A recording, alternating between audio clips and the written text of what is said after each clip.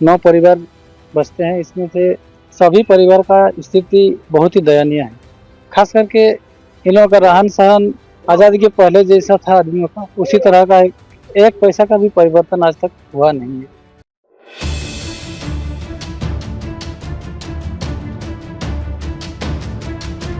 झारखंड की सियासी फिजाओं में इन दिनों घुसपैठ का मुद्दा खूब कुचाले मार रहा है। इस मुद्दे को हवा देकर विपक्षी दल भाजपा पिछले 2024 के विधानसभा चुनाव में सियासत से कोसों दूर चली गई। इससे पूर्व 2019 के विधानसभा चुनाव में पूर्ण बहुमत वाली रघुवर दास की सरकार पत्थरगड़ी के मुद्दे पर घिर गई और सत्ता गंवा बैठी। सत्ता हाथ से जाते ही बीजेपी अब घुसपैठ के मुद्दे को राजनीतिक हथियार के रूप में प्रयोग कर रही है, मगर बीजेपी का यह प्रयोग फिलहाल सफल होता नजर नहीं आ रहा है। इसका हालिया उदाहरण धारचूला विधानसभा चुनाव में भी देखने को मिला, जहां तमाम प्रयासों के बाद भी बीजेपी उपचुनाव बुरी तरह से हार गई। चलिए अब इस पर विस्तार से बात कर ली जाए।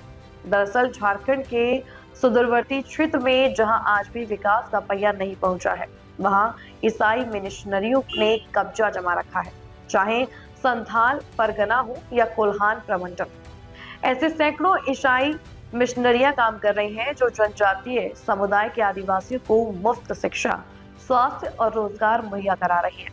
मगर इसके लिए उनका पहले धर्मांतरण कराया जाता है, उन्हें आदिवासी से ईसाई बनाया जाता है, उसके बाद उन्हें मिशनरी से जोड़ा जाता है। तत्कालीन रघुवर दास की सरकार ने जब ईसाई मिशनरियों के मंसूबों को भांपा और उन पर नकेल कसना शुरू किया, तब ईसाई मिशनरियां सक्रिय हुई और पत्थरगड़ी जैसे मुद्दे को हवा देकर रघुवर दास की सरकार को उखाड़ फेंका।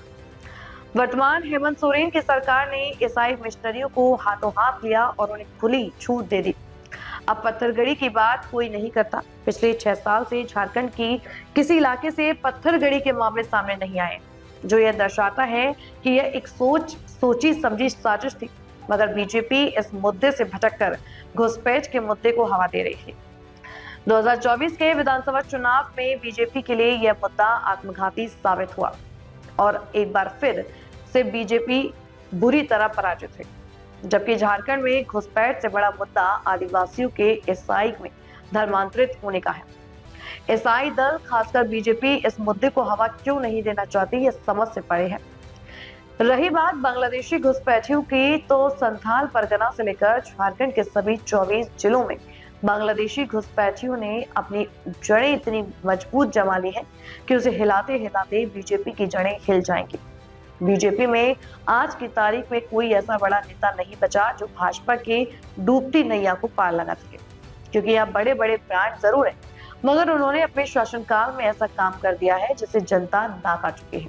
बाबूलाल मरांडी, अर्जुन मुंडा, मधु कोड़ा, रघुवर दास, चंपई सोरेन सभी पूर्व मुख्यमंत्री रह चुके हैं, मगर आज की तारीख में अपनी अपनी किलेबंदी कर अपने ही दल के नेताओं की टांग खींचने में लगे हैं। इनमें जब तक एकजुटता नहीं आएगी और पार्टी का शीर्ष नेतृत्व एक आदिवासी चेहरे को सामने लाकर प्रदेश नेतृत्व की कमान उनके हाथों में सौंपेगा, तब तक बीजेपी राज्य में सत्ता के शीर्ष पर काबिज नहीं हो सकती। अब बात कर लेते हैं राज्य के आदिवासियों की। दरअसल केंद्र और राज्य सरकारें आदिवासियों के विकास के बड़े बड़े दावे करती हैं, मगर केंद्र और राज्य की योजनाएं आदिवासियों तक पहुंच रही हैं या नहीं, इसका एक उदाहरण आज आपको हम झारखंड के औद्योगिक नगरी जमशेदपुर के सुदूरवर्ती प्रखंड बोड़ा प्रखंड के एक सवर टोला से का देते हैं। आपको बता दें कि सवर आदिवासियों का विलुप्त होना प्रजाति है, इसके संरक्षण को लेकर बड़े बड़े दावे किए जा रहे हैं, मगर आज दिन सवर जनजाति से आपको रूबरू कराते हैं। वह आज भी आजादी के पूर्व की जिंदगी जीने को विवश है। जमशेदपुर संसदीय क्षेत्र के जुगलसलाई विधानसभा अंतर्गत बेलडी पंचायत के पाकोतोड़ा गांव में 10 सवर परिवार रहते हैं, जिन्होंने आज तक विकास को नहीं देखा। यह सवर प्रजाति आज भी आजादी से पूर्व की जिंदगी जी रहा है। इन सवर प्रजातियों की बच्चियां असुरक्षित हैं, बच्चे खेतों और जंगलों की खाक छानते हैं। बूढ़े बुजुर्ग जंगल से लकड़ियां बीन कर पेट की आग बुझाते हैं। इनके लिए ना तो केंद्र की योजनाएं हैं, ना राज्य की योजनाएं। अगर है भी तो इन तक आज तक क्यों नहीं पहुंची? यह एक बड़ा सवाल है, क्योंकि देश चांद पर जीवन ढूंढ रहा है और झारखंड बने 25 साल बीत चुके हैं। सबसे ज्यादा दिनों तक राज्य की सत्ता पर भाजपा काबिज रही। सवाल 6 साल की हेमंत सोरेन सरकार से हो या 18 साल सत्ता पर काबिज रही भाजपा से, हम यह आप पर छोड़ते हैं। वैसे पिछले 2 विधानसभा चुनाव में इसके क्षेत्र से झामुमो के टिकट से मंगल कालिंदी चुनाव जीत चुके हैं, जबकि 3 बार जमशेदपुर लोकसभा से भाजपा के टिकट पर विद्युत वरण महतो चुनाव जीत चुके हैं। केंद्र के प्रधानमंत्री नरेंद्र मोदी आदिवासियों की बात करते हैं। राज्य से मुख्यमंत्री हेमंत सोरेन खुद को आदिवासियों का सबसे बड़ा नेता बताते हैं। सियासत की कसौटी पर आदिवासियों को किस तरह से तराशा जा रहा है, इसका जीता जागता उदाहरण पूर्वी सिंहभूम जिले के बोड़ाम प्रखंड के वेल्टी पंचायत के पाकोतोड़ा टोला के विलुप्त होती सवर प्रजाति का आदिवासी समुदाय बता रहा है। फिर क्यों ना धर्मांतरण हो और क्यों ना घुसपैठी अपनी जड़ें जमाए, क्योंकि उन्हें विकास इन्होंने ईसाई मिशनरियों ने ही तो दिखाया है। बोड़ाम प्रखंड के बेल्डी पंचायत का पाकोटोड़ा टोला पलासडी सवर टोला है। यहाँ लगभग 9 परिवार बसते हैं। इसमें से सभी परिवार का स्थिति बहुत ही दयनीय है।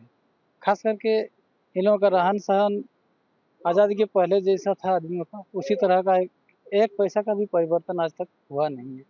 घर आप लोग आए हैं तो देख लीजिए घर का स्थिति क्या है। घर के ऊपर छत नहीं है, एकदम इतना बड़ा बारिश कैसे लोग गुजारा, मतलब देखने से आदमी का दया आता है देखने में। तो सुधार करने के लिए बहुत उच्च स्तरीय इसके प्रयास होना चाहिए। जल्द से जल्द इन लोगों को घर मिलना चाहिए। कुछ इन लोगों का पर्सनल प्रॉब्लम भी है। इन लोग का कहने का अनुसार कि इन लोगों के पास घर का ज़मीन का कागज़ है नहीं, तो इसलिए भी शायद दिक्कत हो रहा होगा। तो आप लोगों से रिक्वेस्ट है कि आप लोग अपना चैनल के माध्यम से प्रसारित कीजिए कि जल्द से जल्द इन लोगों को घर या अन्य जो मूलभूत सुविधाएं हैं उपलब्ध हो और सही से ये लोग भी साधारण जीवन यापन कर सके। यही जानकारी है। विधायक कभी आए हैं लोग खबर जाते हैं? देखिए, मेरा का जानकारी में तो है नहीं। अगर आया भी हो तो मेरे जानकारी में होता है नहीं। विधायक से यही मांग करें कि जनपद मुखी आप ये समस्या को संज्ञान में लीजिए और जल्द से जल्द इन लोगों को राहत देने का काम कीजिए। बस ये लोगों का अगर विकास नहीं हुआ तो विकास का कुछ मायने तो है नहीं। ये लोग अंतिम पायदान में आज तक भी है, पहले से भी था। तो ये लोगों को मुख्य धारा में लाने का काम कौन करेगा? प्रशासन करेगा, हमारे विधायक जी करेगा, सांसद महोदय करेगा। क्या नाम है? मेरा नाम है नित्य चंद्र गोराई। ये बेल्डी पंचायत के पाकोटोड़ा गांव है, टोला है। इसमें बहुत ही दयनीय परिस्थिति है। हम लोग इधर से आना जाना, जमशेदपुर का छोटी सी रोड है, जमशेदपुर भी कभी कभी आना जाना करते हैं, तो देखते हैं यहाँ का घर बार इतना दयनीय है। और बारिश के टाइम में और भी मतलब दीवार अपने आप गिरते जाता है। तो मैं यही कहूँगा कि अगर प्रशासन अगर कुछ व्यवस्था किया जाए इन लोग को तो बहुत ही अच्छा होता। बहुत परेशानी होती है इन लोग को। बारिश के दिन तो सबसे ज़्यादा, हाँ ठंडा का दिन में भी, और छोटे छोटे बच्चे हैं। कम से कम 8-10 परिवार यहाँ रहते हैं। तो इन लोग को अगर प्रशासन कुछ हेल्प कर देगा तो सबसे अच्छी होगी। क्या नाम है? कुल्लुल कर्मकार। ताज़ा खबरों से जुड़े रहने के लिए हमारे चैनल को सब्सक्राइब करें और बेल आइकन को दबाना ना भूलें, ताकि हर खबर की नोटिफिकेशन